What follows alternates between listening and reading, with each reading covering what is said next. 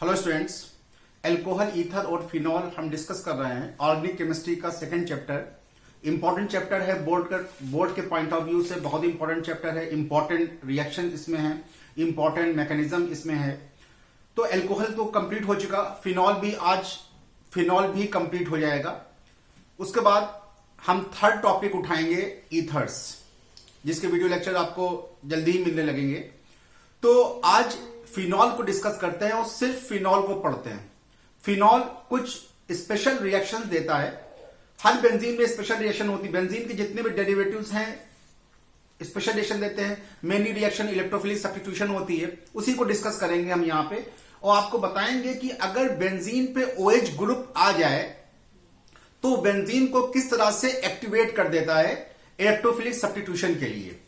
Ortho para directing group हम बता चुके हैं आपको कि ortho para directing group electron donating भी होते हैं, इनको इलेक्ट्रॉन डोनेटिंग ग्रुप भी कहते हैं। और मेटा डायरेक्टिंग जो होते हैं वो इलेक्ट्रॉन विथड्रॉइंग ग्रुप होते हैं। तो जो आर्थो पैरा डायरेक्टिंग ग्रुप हैं या जो इलेक्ट्रॉन डोनेटिंग ग्रुप हैं वो बेंजीन रिंग की एक्टिविटी को बढ़ा देते हैं। बेंजीन रिंग पे इलेक्ट्रॉन दे के बेंजीन रिंग को इलेक्ट्रॉन रिजोनेंस की वजह से बेंजीन रिंग को इलेक्ट्रॉन देकर इलेक्ट्रॉन डेंसिटी बढ़ा देते हैं। स्पेशली ऑर्थो और पैरा पोजीशन पर जितने भी इलेक्ट्रॉन डोनेटिंग ग्रुप हैं वो ऑर्थो पैरा पोजीशन पर इलेक्ट्रॉन डेंसिटी बढ़ा देते हैं और इलेक्ट्रोफाइल का अटैक आसान बना देते हैं। और क्यों बनाते हैं और ऑर्थो पैरा पोजीशन पे ही क्यों इफेक्ट होता है, क्यों इलेक्ट्रॉन डेंसिटी बढ़ती है, वो यहां पे हम जानेंगे कि specially ortho para directing group ortho para position पे इलेक्ट्रॉन डेंसिटी कैसे बढ़ाते हैं। सब जानते हैं रिजोनेंस की वजह से होता है, उसी रिजोनेंस को हम यहां पे देखेंगे और कुछ इंपॉर्टेंट फिनॉल की इलेक्ट्रोफिलिक सब्स्टिट्यूशन रिएक्शन को हम डिस्कस करेंगे। ठीक है, चलिए स्टार्ट करते हैं। तो हेडिंग देंगे exclusive reactions of phenol. Following reaction are shown by phenol only. पहले हम ये देखते हैं कि जो अल्कोहल जो OH ग्रुप है वो बेंजीन के आर्थो और पैरा पोजीशन पे इलेक्ट्रॉन डेंसिटी कैसे बढ़ाता है, उसको देखते हैं हम। इलेक्ट्रॉन डोनेटिंग ग्रुप है तो सबसे पहले फिनॉल के स्ट्रक्चर को हम देखते हैं और फिनॉल के रिजोनेटिंग स्ट्रक्चर को हम डिस्कस करते हैं, जो कि आप कई बार डिस्कस कर चुके हैं। तो बहुत ज्यादा आप पे समझना आपको आसान हो जाएगा। हमने फिनॉल लिया,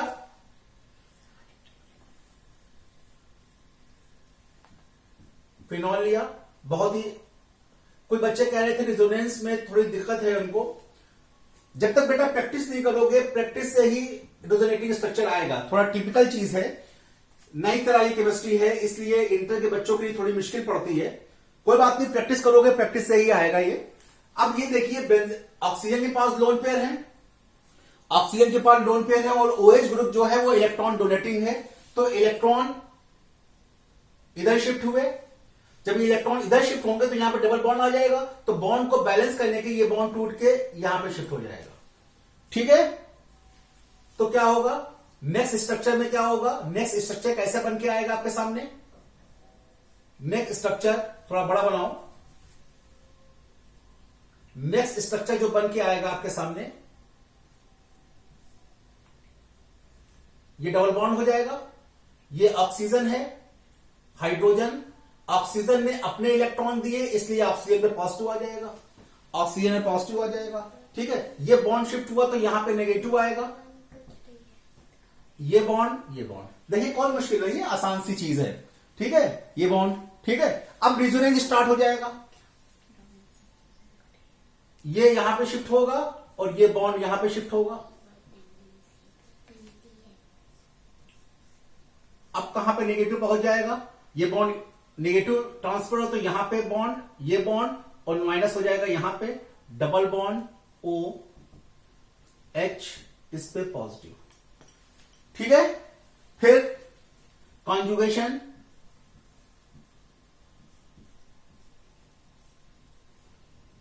अब नेगेटिव, ये बॉन्ड नेगेटिव यहां पे आ गया, डबल बॉन्ड OH।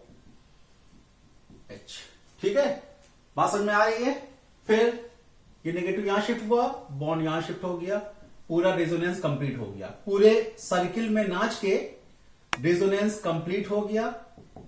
ऑक्सीजन के पास लोन पे पहुंच गए, बस बॉन्ड का जो बॉन्ड के प्लेस था वो चेंज हो गया, बॉन्ड का प्लेस था वही चेंज हो गया, यही रिजोनेंस है।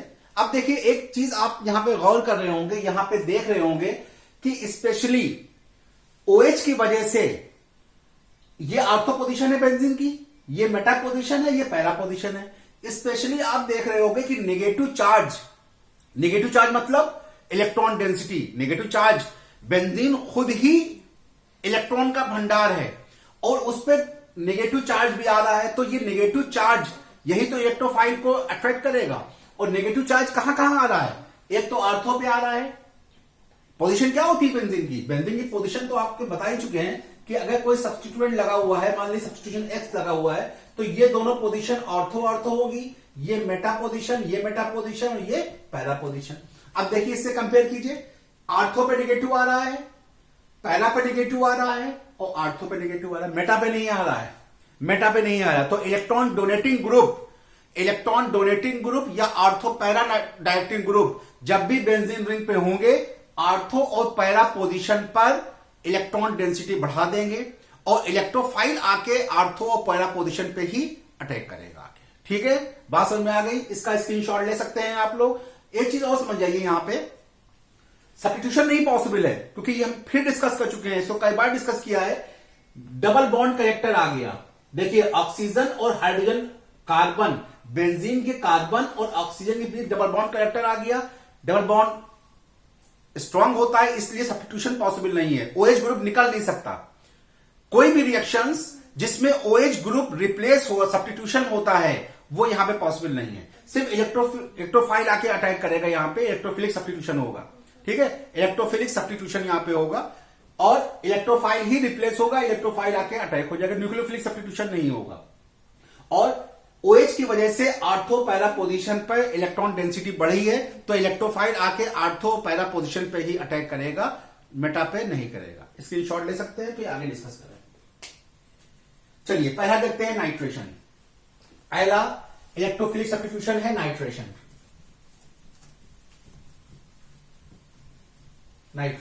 आपको मैंने जब जीओसी पढ़ा रहे थे तो आपको मैंने बताया था कि बेंजीन का नाइट्रेशन करने पर, बेंजीन के नाइट्रेशन का हमने पूरा मैकेनिज्म बताया था आपको कि इसमें HNO3 और प्लस H2SO4 का मिक्सचर लिया जाता है और ये नाइट्रोबेंजीन में कन्वर्ट हो जाता है, नाइट्रोबेंजीन में कन्वर्ट हो जाता है। इसका पूरा मैकेनिज्म मैंने बताया था और इसी को कहा था ये नाइट्रिन मिक्सचर है, नाइट्रिन मिक्सचर है, HNO3 और H2SO4 नाइट्रिन मिक्सचर है।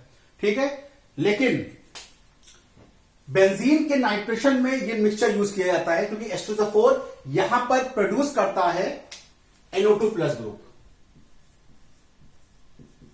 नाइट्रोनियम आयन प्रोड्यूस करता है जो कि नाइट्रेशन करता है।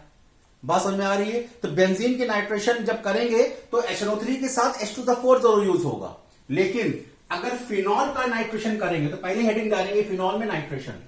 देखिए कितना इंटरेस्टिंग रिजल्ट मिलेगा आपको। नाइट्रेशन, फिनॉल का नाइट्रेशन में H2SO4 यूज नहीं होता HNO3 के साथ, क्योंकि ये इतना ज्यादा एक्टिवेट कर देता है बेंजीन रिंग को, इतना ज्यादा एक्टिवेट कर देता है। खाली डाइल्यूट डालने पर, डाइल्यूट HNO3 डालने पर, H2SO4 यूज नहीं कर रहे हैं, सिर्फ डाइल्यूट HNO3 डालने पर, और लो टेम्परेचर है 298 केल्विन, इतना कम टेम्परेचर है। इतने कम टेम्परेचर पर फिनॉल आर्थो पैरा डायरेक्टिंग है, तो एक NO2 इस पे जुड़ जाएगा, सब्स्टिट्यूशन होगा, और एक इस पे जुड़ जाएगा। इसका नाम होगा आर्थो नाइट्रोफिनॉल, उसका होगा para nitrophenol. Ortho isomer less, ये माइनर बनेगा, ये माइनर प्रोडक्ट होगा और ये मेजर प्रोडक्ट होगा, ये मेजर प्रोडक्ट होगा। ठीक है, बात समझ में आ रही है? यहीं पे एक चीज और समझ लेते हैं, यहीं पे एक चीज और समझ लेते हैं। पूछा जाता है बोर्ड में कि आर्थो नाइट्रोफिनॉल का बॉइलिंग पॉइंट ज्यादा होता है कि पैरा का ज्यादा होता है। ये क्वेश्चन कई बार बोर्ड में पूछा गया है कि आर्थो नाइट्रोफिनॉल का बॉइलिंग पॉइंट ज्यादा होता है कि पैरा का। देखिए आर्थो जो नाइट्रोफिनॉल है वो स्टीम वोलेटाइल होता है, भाप में वोलेटाइल हो जाता है, स्टीम वोलेटाइल होता है, वोलेटाइल होता है। ये लेस वोलेटाइल होता है, इतनी जल्दी वोलेटाइल नहीं होता, लेस वोलेटाइल होता है, वोलेटाइल।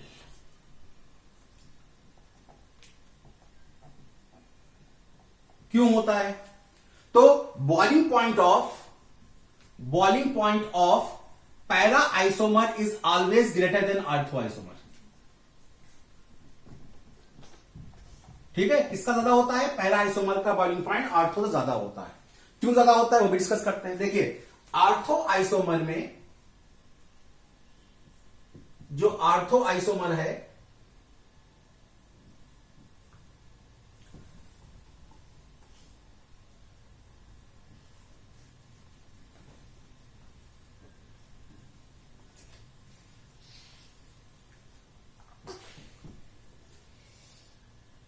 ऑक्सीजन और हाइड्रोजन के बीच इंट्रामॉलिक्यूलर हाइड्रोजन बॉन्डिंग होती है, इंट्रामॉलिक्यूलर हाइड्रोजन बॉन्डिंग होती है, इंट्रामॉलिक्यूलर हाइड्रोजन बॉन्डिंग होती है। ठीक है, जब हाइड्रोजन बॉन्डिंग सेम एटम में हो तो इसे सेम मॉलिक्यूल में हो तो इसे कहते हैं इंट्रामॉलिक्यूलर हाइड्रोजन बॉन्डिंग। लेकिन पैरा आइसोमर में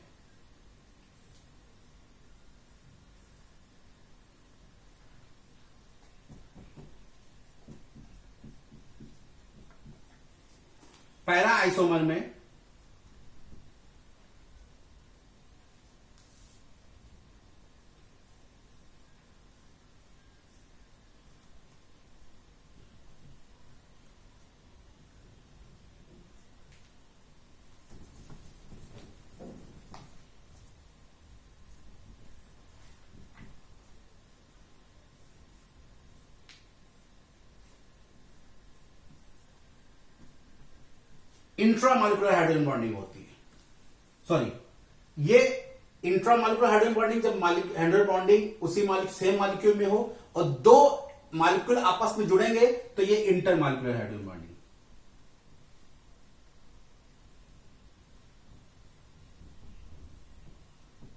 इसी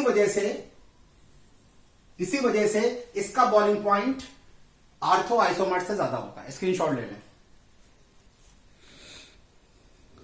ठीक है, अब देखिए दूसरा, नाइट्रेशन में ही दूसरा टॉपिक है। नाइट्रेशन में ही कंडीशन, सेकंड कंडीशन है, बहुत ही इंपॉर्टेंट सेकंड कंडीशन है और बहुत ही इंपॉर्टेंट कंपाउंड मिलता है आपको। जब डाइल्यूट HNO3 यूज कर रहे हैं लो टेम्परेचर पे तो आर्थो पैरा आइसोमर मिल रहा है। और अगर फिनॉल के साथ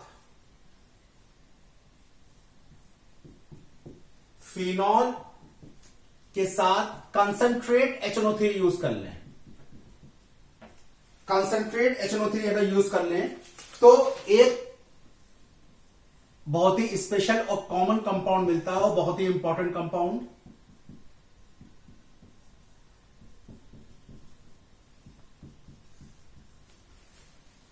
यह है 2,4,6 ट्राइनाइट्रोफिनॉल। 2,4,6 ट्राइनाइट्रोफिनॉल, इसे कहते हैं पिक्रिक एसिड।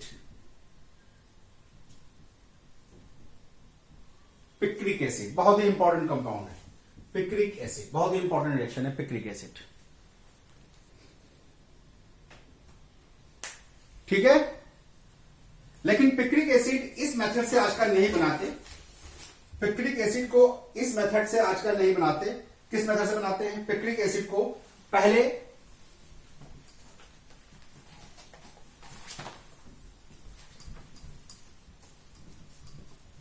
आजकल पिक्रिक एसिड को दूसरे मेथड से बनाते हैं। पहले फिनॉल का सल्फोनेशन करते हैं,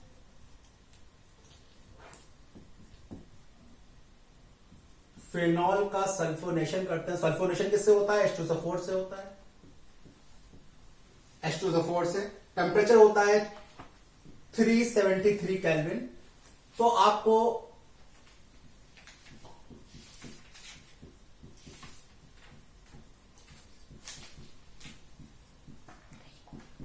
ये कंपाउंड मिलता है। ये कौन सा कंपाउंड है? ये 2,4 डाई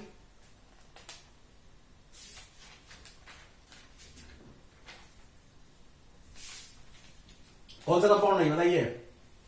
ये कंपाउंड कौन सा होगा बताइए? Phenol 2,4 di sulphonic acid.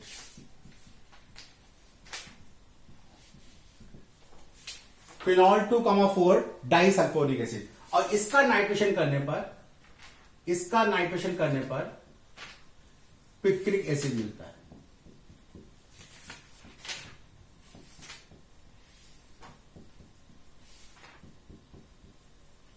Picric acid मिलता है। ठीक है, कंसंट्रेट यूज करते हैं, कंसंट्रेट एच। इसकी शॉर्ट ले लीजिए। SO3 को रिमूव भी किया जाता है तो डीसल्फोनेशन होता है। स्क्रीनशॉट ले लें, इंपॉर्टेंट कंपाउंड है। इस मेथड, ये भी मेथड इंपॉर्टेंट है, पूछा जाता है। ठीक है, फिर है हैलोजिनेशन। सब इलेक्ट्रोफिलिक सब्स्टिट्यूशन रिएक्शन है, लेकिन फिनॉल के केस में स्पेशल केस है, इसलिए बता रहा हूं। देखिए हैलोजिनेशन, ब्रोमीन का बहुत इंपॉर्टेंट है halogenation. Bromine, reaction with bromine. देखिए पहला, जब फिनॉल की रिएक्शन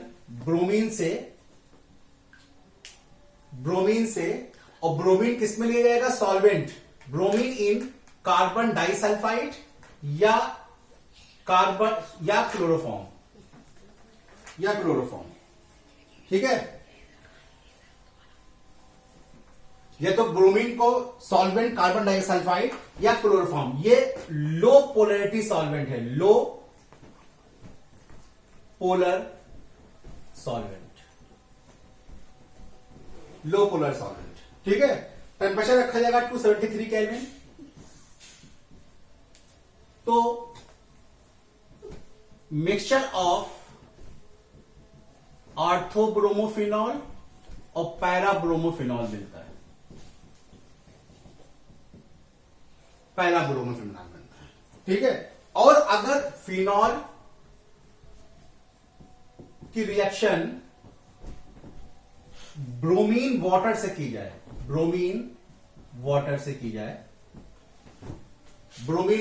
जाए, तो ये कंपाउंड मिलता है।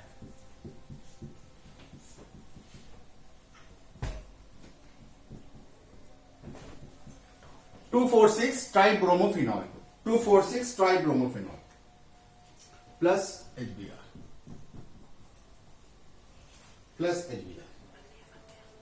ठीक है। बहुत इंपॉर्टेंट रिएक्शंस हैं, स्क्रीनशॉट ले लिए इसका।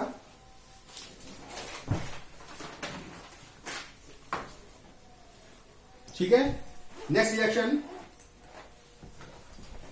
कोल बेस रिएक्शन। नेम रिएक्शन है, बहुत इंपॉर्टेंट रिएक्शन है। 2 रिएक्शन पढ़ाने जा रहा हूं जो कि बहुत ही इंपॉर्टेंट रिएक्शन है फिनॉल के केस में। Kolbe's reaction,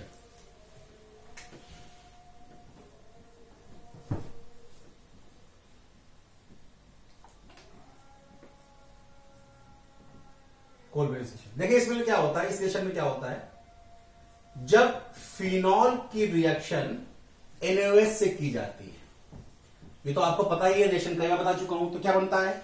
sodium phenoxide बनता है। ये तो रिएक्शन बता ही चुका हूं आपको, कई बार बता चुका हूं आपको। सोडियम फिनॉक्साइड बनता है। सोडियम फिनॉक्साइड फिनॉल के कंपैरिजन में बहुत ज्यादा रिएक्टिव होता है। सोडियम फिनॉक्साइड फिनॉल के कंपैरिजन में बहुत ज्यादा रिएक्टिव होता है। अब जब सोडियम फिनॉक्साइड बन गया, अब फिनॉल पर इलेक्ट्रोफाइल अगर वीक भी होगा तो आके अटैक कर देगा। अगर इलेक्ट्रोफाइल वीक भी होगा, मान लीजिए जैसे कार्बन डाइऑक्साइड, तो इस पे इतना ज्यादा ये रिएक्टिव हो जाता है कि अगर इलेक्ट्रोफाइल वीक भी हुआ तो इस पे आके अटैक कर देगा। क्या बन जाएगा? ठीक है, इसका नाम है सोडियम सैलिसिलेट।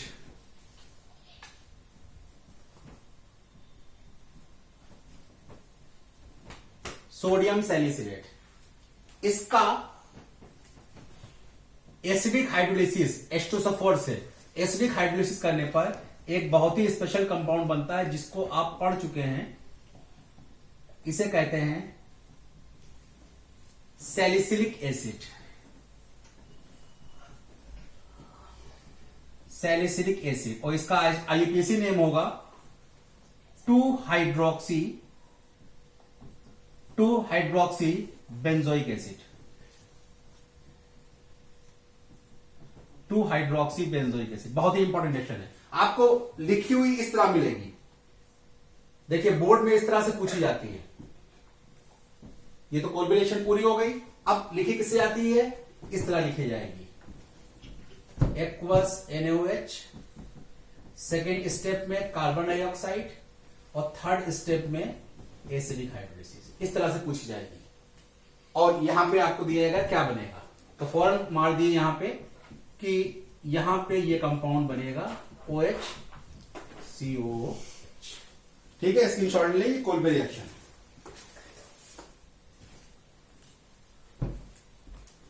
ठीक है, बात समझ में आई? चलिए नेक्स्ट रिएक्शन,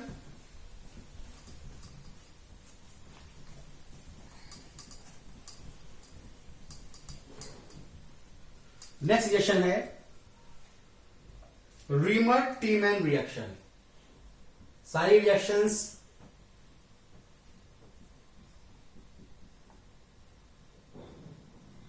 टीमैन रिएक्शन, ये भी स्टेप की रिएक्शन है, कई स्टेप की रिएक्शन है। देखिए जब फिनॉल की रिएक्शन एक्वस NaOH और क्लोरोफॉर्म के साथ होती है तो NaOH क्या कर देगा? पहले NaOH क्या करेगा? NaOH सोडियम फिनॉक्साइड बनाएगा ONa, और ये क्या करेगा? एक क्लोरीन इससे सब्स्टिट्यूशन कर देगा, एक क्लोरीन इसके हाइड्रोजन को रिप्लेस कर देगा और क्या बना लेगा? CHCl2। ये एक इंटरमीडिएट बनता है,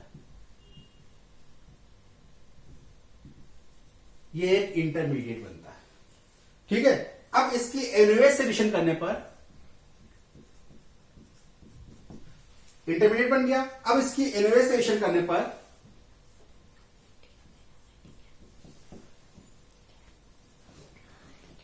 यह ग्रुप CHO में कन्वर्ट हो जाता है और इसकी एसिडिक हाइड्रोलिसिस करने पर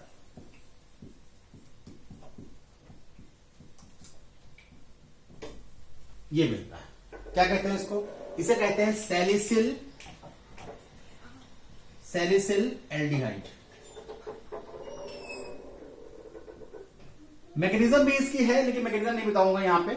सैलिसिल एल्डिहाइड, या इसका नाम होगा 2-हाइड्रोक्सी, आईयूपीएसी नेम 2-हाइड्रोक्सी बेंजल्डिहाइड। 2-हाइड्रोक्सी बेंजल्डिहाइड, या आपको बोर्ड में इस तरह लिखी मिलेगी।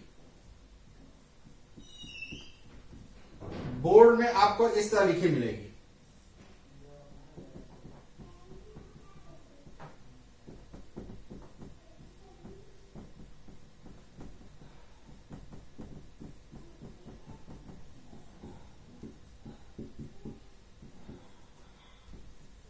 क्या मिलेगा यहां पे? तो ये होगी सैलिसिल एल्डिहाइड। ठीक है, स्क्रीनशॉट ले सकते हैं।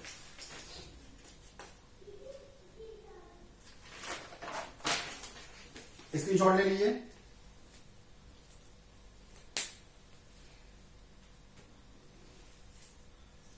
हो गया। Next reaction with zinc. Reaction with zinc,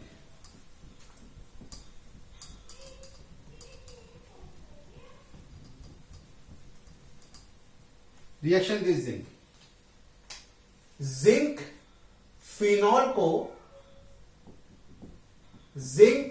phenol को बेंजीन में कन्वर्ट कर देता है। याद रखिए कन्वर्जन में काम आएगा, ये कन्वर्जन में काम आएगा। जिंक फिनॉल को बेंजीन में कन्वर्ट कर देता है। ठीक है। और लास्ट रिएक्शन है जो इंपॉर्टेंट आपके एनसीईआरटी में दी हुई है, वो है ऑक्सीडेशन। ये लिख लीजिए, ऑक्सीडेशन इंपॉर्टेंट रिएक्शन है।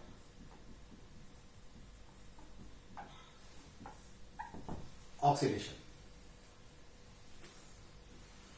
Oxidation of phenol, oxidation of phenol with chromic acid, oxidation of phenol with chromic acid produce a conjugated ketone, produce a conjugated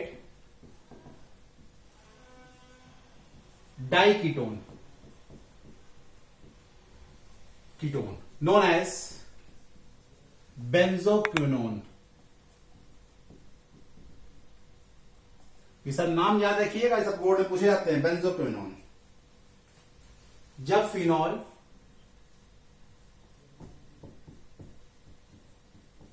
की reaction sodium dichromate Na2Cr2O7, sodium dichromate और H2SO4 की presence में होती है,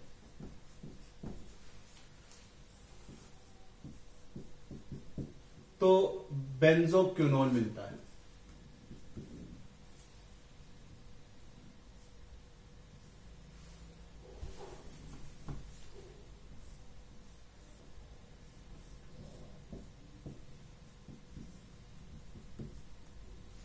benzoquinone, ठीक है, plus water, ये है बेंजोक्विनोन। बेंजोक्विनोन, ठीक है।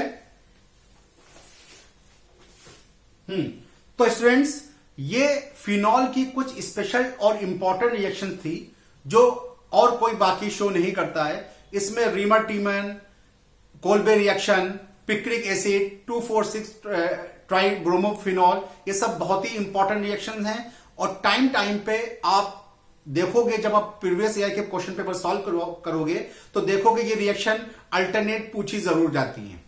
तो इंपॉर्टेंट रिएक्शन है, इनकी प्रैक्टिस करनी है। और फिनॉल तो ऑलरेडी बहुत ही इंपॉर्टेंट टॉपिक है और बहुत ही इंपॉर्टेंट कंपाउंड है। तो यहां से आपका फिनॉल भी कंप्लीट हो गया। अब नेक्स्ट वीडियो लेक्चर से आपको मिलेंगे हमारे वीडियो ईथर पे। Thank you so much.